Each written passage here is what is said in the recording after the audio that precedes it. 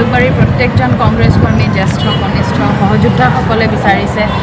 আমাৰ সভাপতি সন্মানীয় সভাপতি গৌৰৱ গগৈ ডাঙৰীয়াই আমাক যিধৰণে নিৰ্দেশ দিছে যিধৰণে আমাক কৈছে যে এইটো কৰিবলৈ সেইটো কৰিব তেনেকৈ আমি আগবাঢ়িছোঁ আমি সম্পূৰ্ণ বৰ অসম গঢ়িবলৈ আগবাঢ়িছোঁ জুবিনদাৰ বৰ অসমৰ কথা আমি ভাবিছোঁ আমি মহাপুৰুষ শ্ৰীমন্ত শংকৰদেৱ মাধৱদেৱৰ বৰ অসমখনৰ কথা ভাবিছোঁ ভূপেন হাজৰিকাদেৱৰ বৰ অসমৰ কথা ভাবিছোঁ আমি লক্ষ্মীনাথ বেজবৰুৱা ৰূপকোঁৱৰ জ্যোতিপ্ৰসাদ আগৰৱালা কলাগুৰু বিষ্ণুপ্ৰসাদ ৰাভা তেওঁলোকৰ বৰ অসমখনৰ কথা ভাবিছোঁ গতিকে এই বৰ অসমৰ যুঁজখন আমি কৰি যাম আৰু এইবাৰ 2026ত অসমত কংগ্ৰেছৰ চৰকাৰ হ'ব গৌৰৱ গগৈ ডাঙৰীয়া মুখ্যমন্ত্ৰী হ'ব গতিকে তেওঁৰ লগত আমি সহযোগিতা হ'বলৈ পাই আমি খুব নিজকে সৌভাগ্যৱান বুলি ভাবিছোঁ যিহেতু আপোনাৰ প্ৰতিদ্বন্দ্বী হিচাপে আমাৰ মুখ্যমন্ত্ৰী ডাঙৰীয়া আছে কেনেধৰণে প্ৰতিদ্বন্দ্বিতা আগবঢ়াব প্ৰতিদ্বন্দ্বিতাটো প্ৰতিদ্বন্দ্বিতাই তেওঁৰ লগত আমি প্ৰতিদ্বন্দ্বিতা কৰিম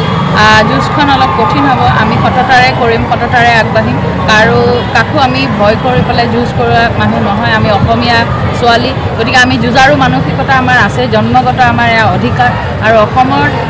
হাৱা পানী খাই অসমৰ ভালৰ কথা চবেই চিন্তা কৰিব লাগে আমিও কৰোঁ তেওঁলোকৰ চিন্তাধাৰাবোৰ বেলেগ আমাৰ চিন্তাধাৰাবোৰ বেলেগ আমি জাতি ধৰ্ম বৰ্ণ ভাষা নিৰ্বিশেষে সকলোৱে যাতে একেলগে থাকিব পাৰি সাম্প্ৰদায়িক বিবাদবোৰ যাতে নাইকিয়া হয় সমাজৰ পৰা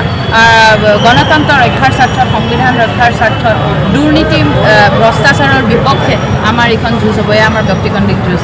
কিমান সংখ্যক ভোটত জয়লাভ কৰিম বুলি ভাবে নাই মই সেইটোতো ক'ব নোৱাৰিম অভাৰ কনফিডেণ্টটো মই নহয় কনফিডেঞ্চ আছে মুখ্যমন্ত্ৰী ডাঙৰীয়ালৈ শুভেচ্ছা আৰু আশীৰ্বাদো বিচাৰিছোঁ আগন্তুক দিনত প্ৰতিদ্বন্দ্বিতা হ'ব এতিয়া তেখেত মোৰ প্ৰতিদ্বন্দ্বী